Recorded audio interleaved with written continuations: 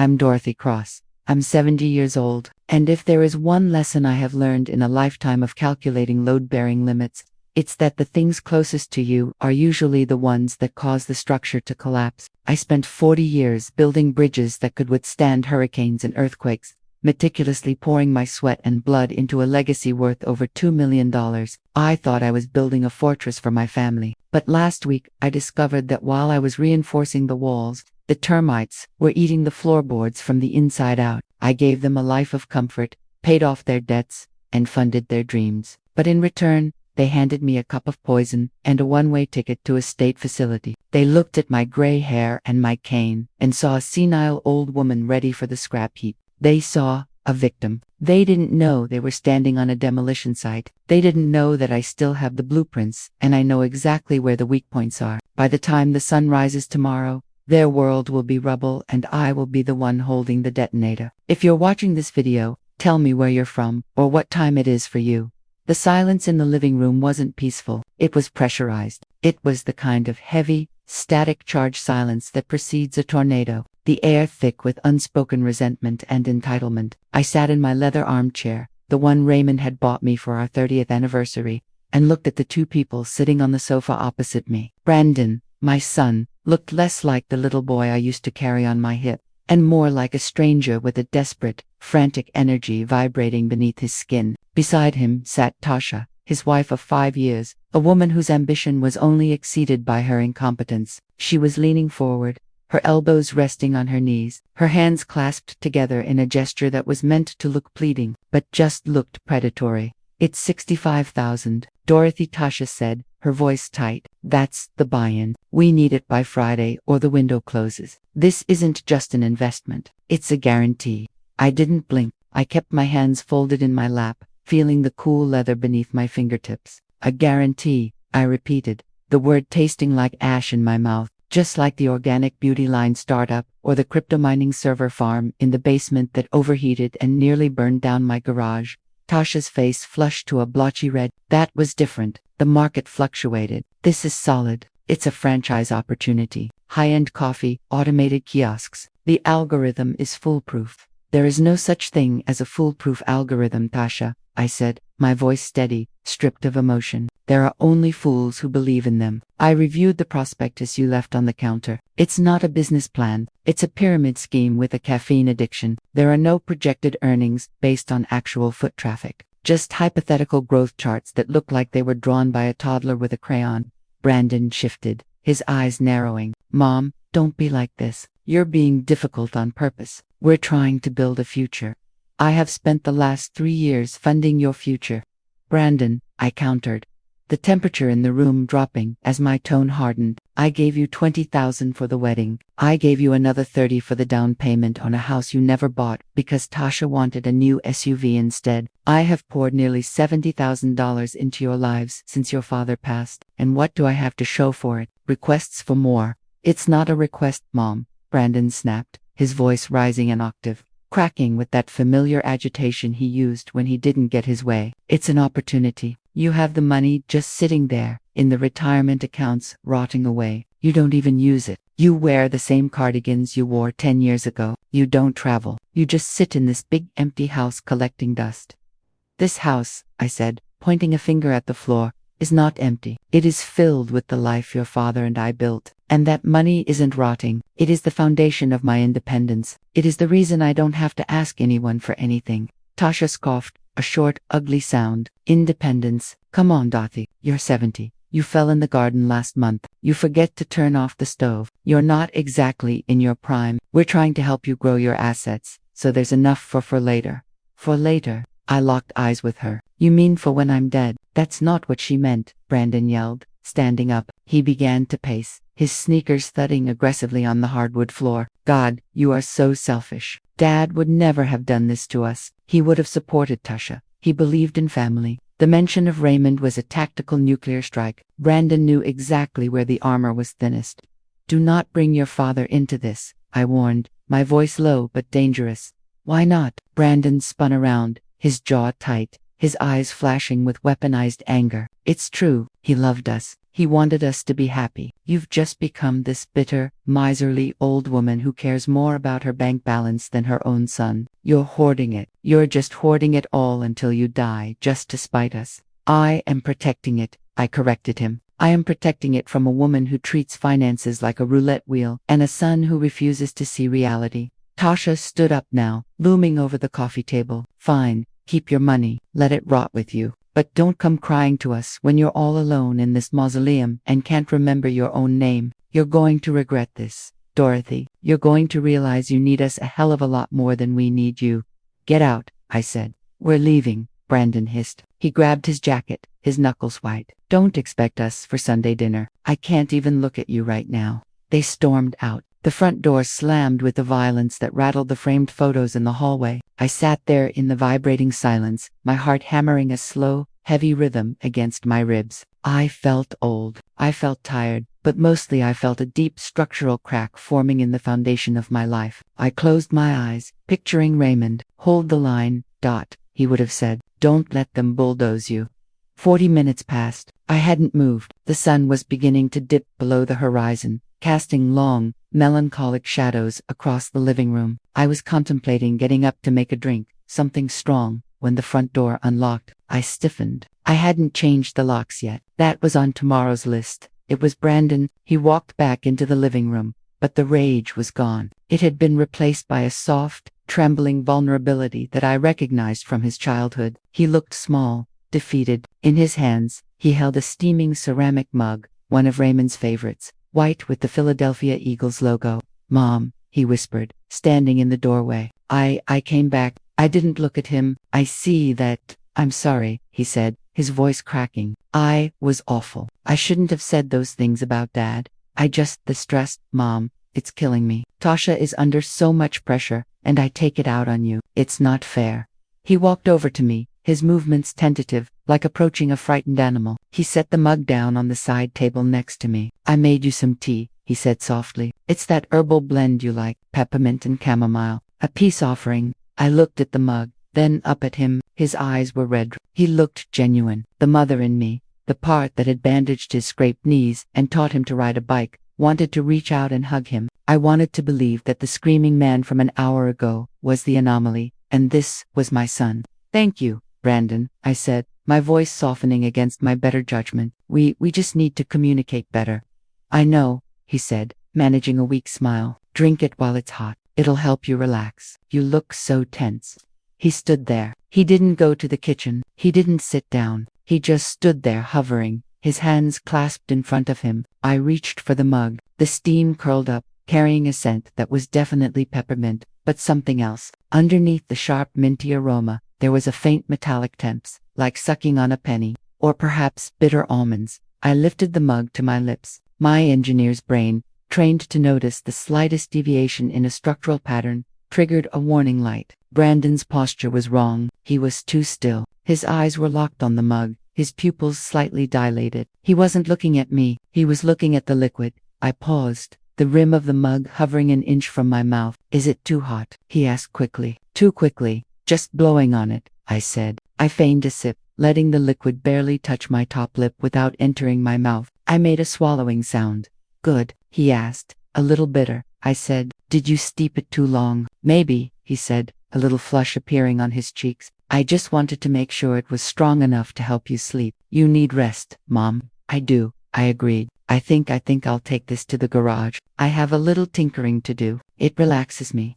No, he blurted out. Then, catching himself, he lowered his voice. I mean, shouldn't you just rest here in the chair? I'm fine, Brandon. I just need to check the humidity gauge on the workbench. I stood up, taking the mug with me. Thank you for the tea. He looked torn, but he couldn't physically stop me without breaking the facade. Okay, well, I'll head home. Call me later. I will, I lied. He turned and walked to the door, glancing back once. I raised the mug in a mock toast. He forced a smile and left. The moment the door clicked shut, I moved. I didn't go to the garage immediately. I went to the kitchen, grabbed a clean glass jar from the recycling bin, an old jam jar with a screw-top lid, and a funnel. My hands were steady, but my heart was racing. I poured the contents of the mug into the jar. The liquid was a murky brown. As I screwed the lid on tight, I felt a sudden sharp wave of dizziness. I stumbled, gripping the countertop. The room tilted violently to the left. The floor seemed to surge upward like the deck of a ship in a storm. The lip, when I pretended to sip, a tiny amount, less than a drop, must have touched my tongue. Panic flared, hot and bright. This wasn't just a sedative. This was powerful. If a microdose did this, the whole cup would have put me in a coma or a morgue.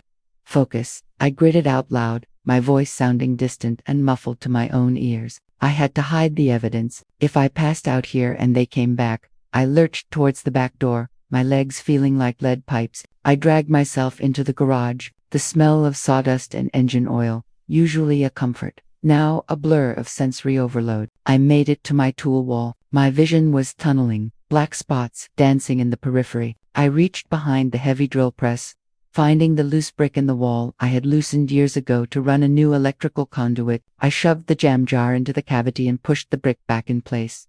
I turned to go back inside, but my knees gave out. I didn't fall. I crumbled. The concrete floor rushed up to meet me. I tried to push myself up, but my arms wouldn't obey. The darkness wasn't just in my eyes anymore. It was in my brain. They drugged me, I thought. The realization, colder than the concrete, my own son, then nothing. I woke up with the taste of copper in my mouth, and a headache that felt like a spike being driven through my left temple. I was cold. My hip ached where it had impacted the floor. I pushed myself up, groaning. The garage was dark. Sunlight was streaming through the high windows at a sharp angle. Morning light. I had been out for at least 12 hours. I sat there on the cold floor, the dust of my workshop settling on my clothes. The physical pain was manageable. I had broken bones before. I had fallen from scaffolding, but the internal breakage, that was catastrophic. I replayed the events, the argument, the tea, the look in Brandon's eyes. He hadn't just disrespected me. He hadn't just tried to scam me. He had attempted to chemically neutralize me. This was an act of war. I pulled myself to my feet, using the workbench for support. I looked at the wall where the jar was hidden. It was safe.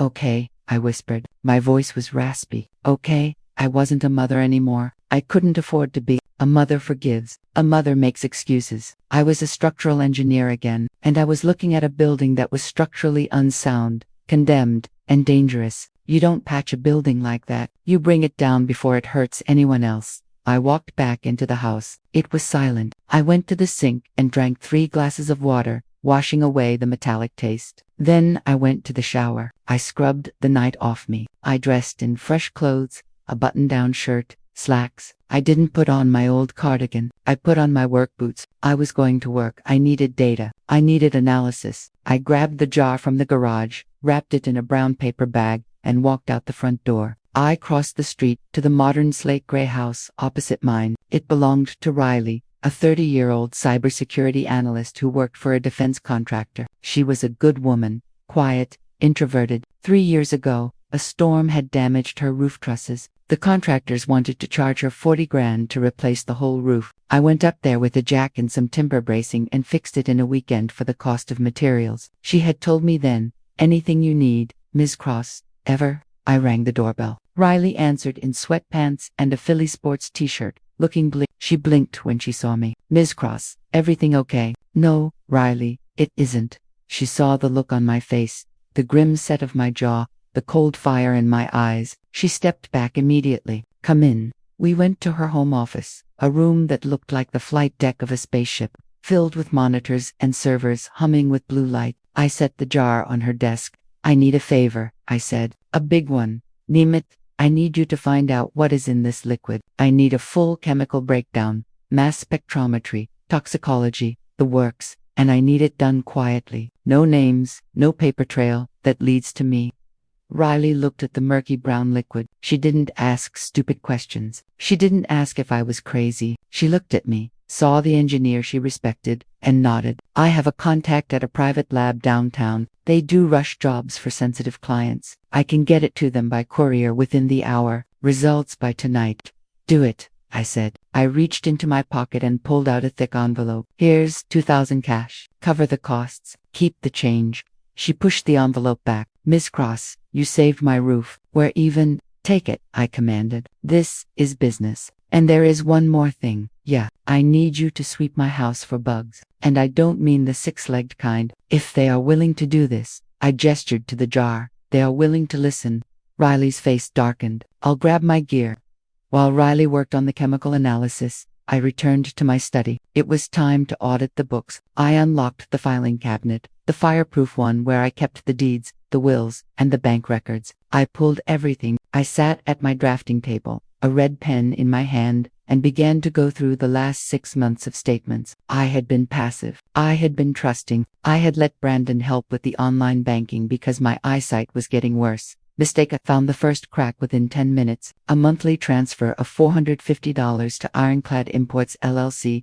I didn't know an Ironclad Imports. I found another $200 here, $600 there, luxury grocery stores, a spa in the city, a consulting fee for $1,200. Then, I found the big one, a wire transfer request form from 2 weeks ago, $18,000 sent to that same LLC. At the bottom was my signature. I pulled a magnifying glass from my drawer. I looked at the signature. It was good, very good, but the D in Dorothy looped too wide, and the pressure on the downstroke of the C was uneven. It was a tracing. They were stealing from me, slowly, methodically, death by 1,000 cuts.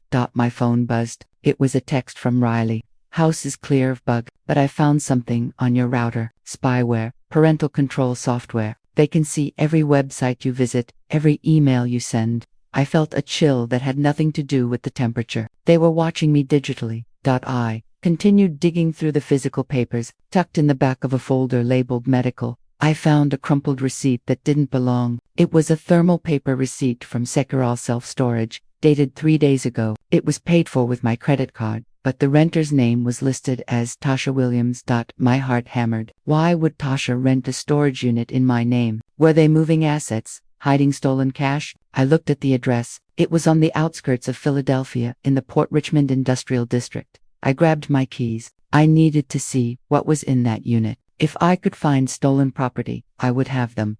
I drove my old Ford pickup, keeping below the speed limit. I parked 2 blocks away from the facility. I walked to the gate. It was a keypad entry, but the fence on the south side had a gap I had noticed years ago when I consulted on the drainage for the lot next door. I squeezed through. I found Unit 402. It was padlocked. I took out my lock-picking kit, a hobby I had picked up when I lost my keys one too many times. It was a cheap master lock. I had it open in 30 seconds. I rolled the door up slowly, holding my breath, expecting to see boxes of my belongings or maybe stacks of electronics bought with my money. The unit was empty, completely empty, except for a single folding table in the center. On the table lay a large roll of paper. I walked in, confused. I unrolled the paper. It was a blueprint, not just any blueprint. It was a renovation plan for my house. The Cross estate proposed subdivisions. They weren't just going to sell it, they were going to gut it. They were going to turn my sanctuary into a duplex rental property. The dates on the plan were for next month. They were so sure they would win. The sound of tires on gravel froze me. A truck was approaching. I peeked through the gap in the door. It was Tasha's black Jeep Cherokee. She was pulling up to the unit. I was trapped. If she found me here, she would know I was onto them. The element of surprise was my only advantage. I looked around. There was nowhere to hide. The unit was a bare metal box. The ceiling. The units were separated by chain link at the top for ventilation, but the corrugated metal roof had deep ridges. The support beams were exposed steel I-beams. I was 70, but I was strong. I grabbed the flange of the I-beam and pulled myself up. My shoulders screamed in protest, arthritis flaring like fire. But I scrambled up into the shadows of the rafters just as the roller door rattled. Tasha walked in. She was on her phone. "Yeah, I'm at the unit now," she was saying. "I'm going to start moving her workshop equipment in here next week. Those tools are worth a fortune. We can sell them online." "No, she won't notice. She'll be in the home by then." She looked around the empty unit, checking the table. She didn't look up. People never look up.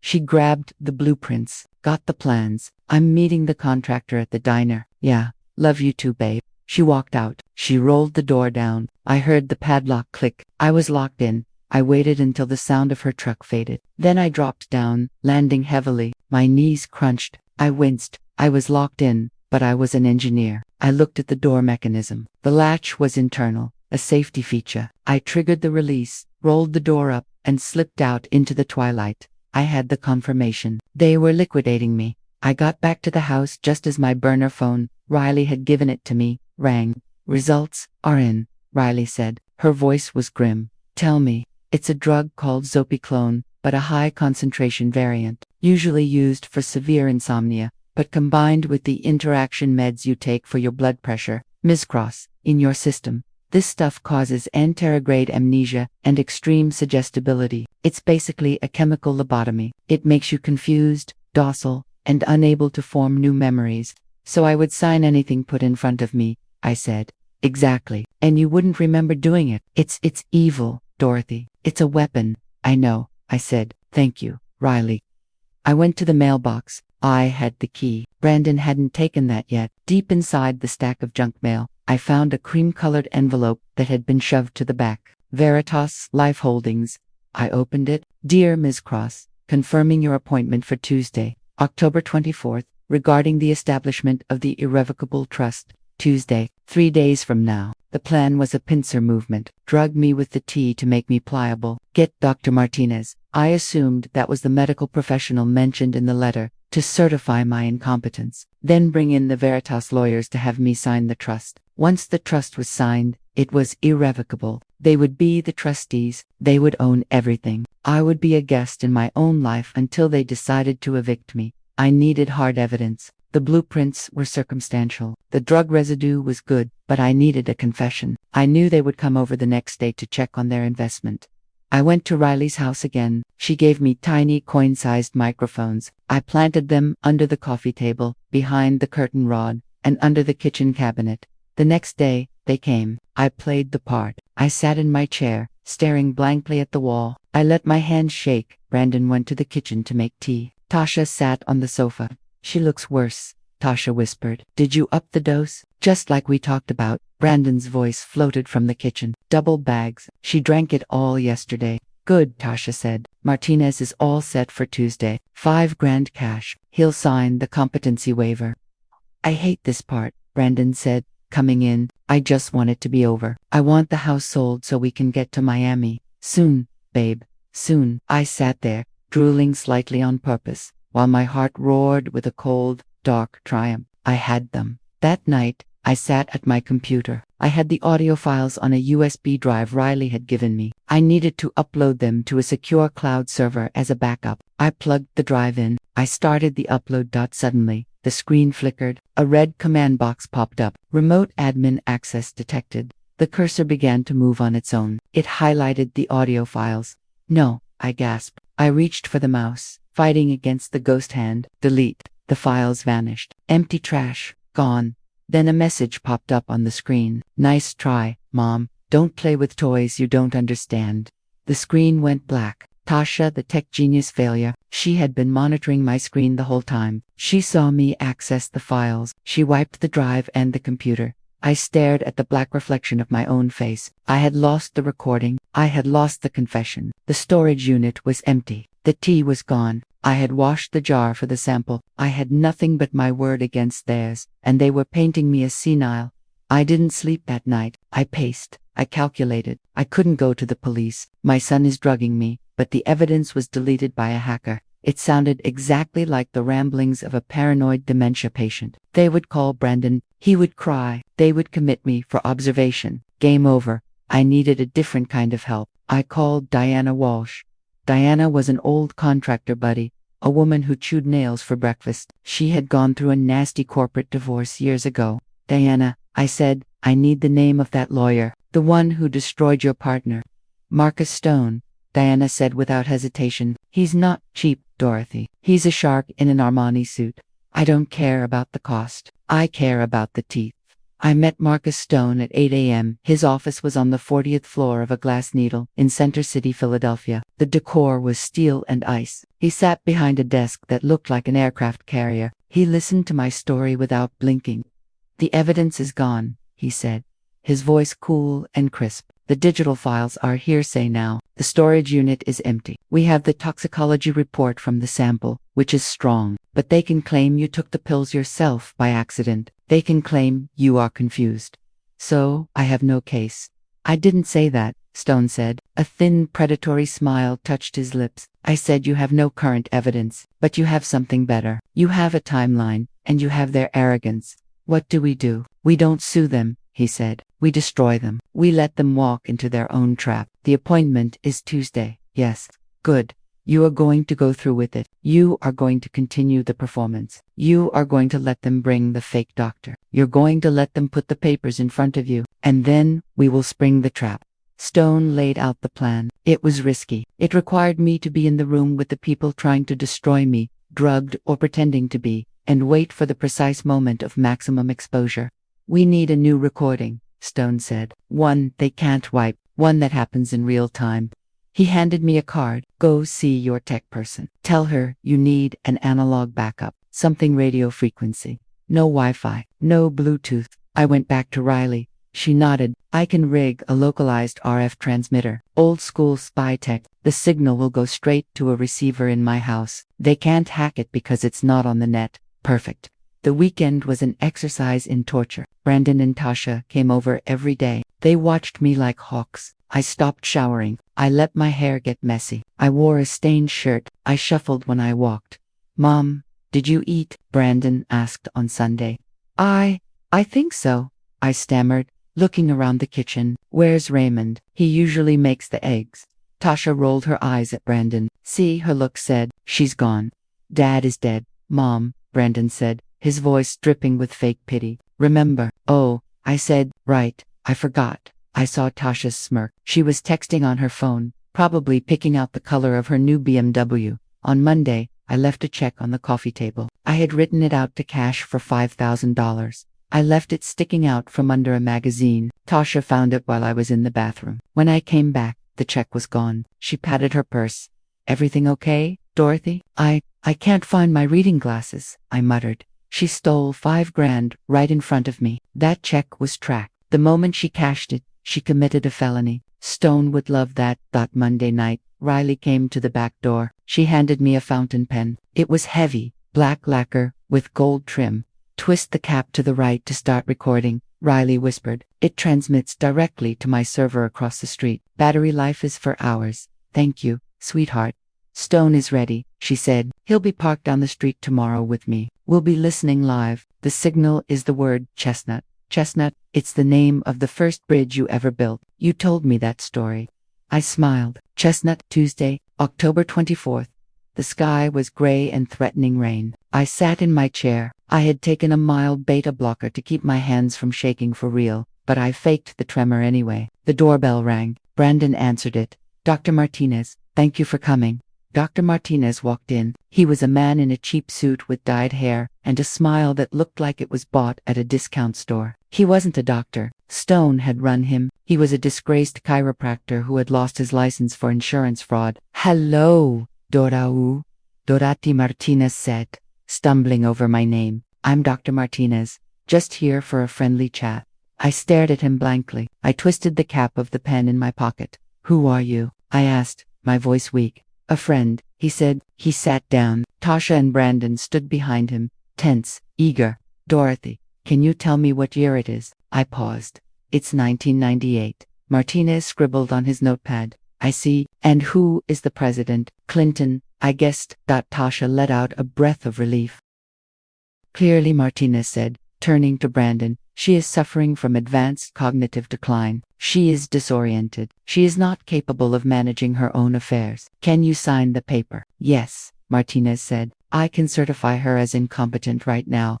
Wait, Tasha said. She walked over to me. Dorothy, do you know who I am? You're the lady who cleans the house. I asked. Tasha laughed, a cruel barking laugh. She's gone, babe. Totally vegetable. She turned to Brandon. Once she signs the trust over, how long until we can list the house? I already talked to the realtor, Brandon said. We can list it next week. We'll have to move her to the facility on Friday. Sunset Hills has a bed open. Sunset Hills, Tasha snorted. That dump. It's cheap though. Good, more for us. We deserve it, Brandon said. After putting up with her all these years, her lectures, her stinginess, it's our turn. And the money? Tasha asked. The accounts? Ours, Brandon said. All ours. We can finally buy the condo in Miami. We can be free of her. It's for the best, Tasha said. looking at me with pure contempt. She won't even know where she is. She just rot away quietly. I let the silence hang. The recording was capturing every syllable, every ounce of malice. Chestnut, I said clearly. Brandon frowned. What? Chestnut, I said again, louder. The front door burst open. It wasn't a polite entry. It was an invasion. Marcus Stone strode in, his shoes striking the floor like hammer blows. He was flanked by Riley and two large men in suits, private security. Who the hell are you? Brendan shouted. Sit down, Stone commanded. His voice wasn't loud, but it had the force of a whip crack. Dr. Martinez stood up to run. The security guards blocked the door. Nobody leaves, Stone said. He walked to the coffee table and slammed a leather portfolio down. My name is Marcus Stone. I am Miss Cross's attorney, and you are all in a very significant amount of trouble. Tasha went pale. Attorney? Mom doesn't have an attorney. She's sick. She is not sick, Stone said. She is poisoned. And you are the one who poisoned her. He pulled out the toxicology report. Zopiclone found in the sample provided by Ms. Cross last week matched to a prescription filled by you, Tasha Williams, 3 weeks ago. Tasha gasped. I used that for sleep. And you used it on your mother-in-law to induce a state of artificial dementia, Stone said. He turned to Martinez. And you, Mr. Frank Miller, former chiropractor, current fraudster, impersonating a medical doctor, is a felony. We have your background check right here. Martinez looked like he was going to vomit. Stone turned to Brandon. And you, Brandon, grand larceny, wire fraud. We have the tracking number on the check Tasha stole yesterday. We have the bank records of the transfers to Ironclad Imports. The room was silent. They were stunned. They looked at me, still sitting in the chair. I stood up. I didn't struggle. I didn't shake. I stood up straight, squaring my shoulders. I took the reading glasses off my face. I didn't need them. And I looked at them with clear, cold eyes. Mom, Brandon whispered, horrified. I reached into my pocket and pulled out the pen. I placed it on the table. You thought I was a crumbling building, I said. My voice was the voice that had commanded construction crews on skyscrapers. It was deep, resonant, and furious. You thought you could just knock me down and clear the lot. Dorothy. Wait, Brandon stammered, holding up his hands. It's a misunderstanding. We were joking. Joking. I pressed a button on the pen. Tasha's voice filled the room. She won't even know where she is. She just rot away quietly. Sunset Hills. That them. It's cheap though. More for us. The color drained from Brandon's face until he looked like a corpse. BAFTA, I said, is a confession recorded on an analog device, admissible in court, witnessed by Mr. Stone and Ms. Riley. Stone stepped forward. He laid 2 documents on the table. Option A, he said. We call the police. They are waiting down the block. I hand over the recording, the toxicology report, and the bank records. You will be charged with attempted murder, elder abuse, fraud, and grand larceny. You will go to prison for 10 to 15 years.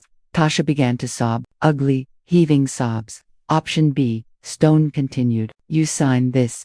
He pointed to the document. This is a confession of guilt. It also contains a full surrender of rights. You will repay every cent you stole, plus interest. You will sign a restraining order preventing you from coming within 500 yards of Ms. Cross. You will be disinherited. You will receive nothing. Not now. Not when she dies. Never. If you sign, I said, looking at my son, you walk out of here. You leave this city, and you never contact me again. I will not press charges. But to me, you will be dead. Mom, please, Brandon cried. I'm your son. No, I said. My son died the moment he poured poison into my tea. You are just a stranger who broke into my house.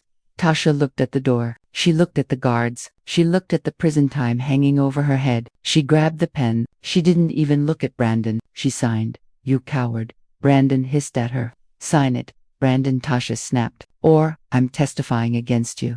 Brandon looked at me one last time. He saw no mercy in my eyes. He saw only the engineer who had realized the bridge couldn't be saved. He signed. Get out, I said. They scrambled for the door. They didn't look back. They ran like the rats. They were Stone and Riley stayed for a moment. You okay, Ms. Cross? Riley asked. I will be, I said. Thank you, Riley. Good work, Dorothy, Stone said. He gathered his papers. The house is secure. They left. I was alone. The silence returned. But this time, it wasn't pressurized. It was clean. It was empty. I walked to the kitchen. I took the Eagles mug out of the cupboard, the one Brandon had used. I looked at it for a long moment. Then I dropped it into the trash can. The ceramic shattered. I filled the kettle. I ground fresh beans. The smell of real coffee filled the air, rich and earthy. I took my cup to the living room and sat in my leather chair. I looked at the empty spot on the sofa where they had sat, plotting my demise. They were gone. The rot was cut out. I took a sip of coffee. It was hot. It was bitter. It was perfect. I looked at the photo of Raymond on the mantel. I held the line. Ray, I whispered. I held the line. I was Dorothy Cross. I was 70. And I was just getting started. If this story resonated with you, leave a like and consider subscribing. You can also drop any comment below, even just one word. Maybe tell me where you're watching from, or what time it is right now. Sometimes one word is enough to say, you were here.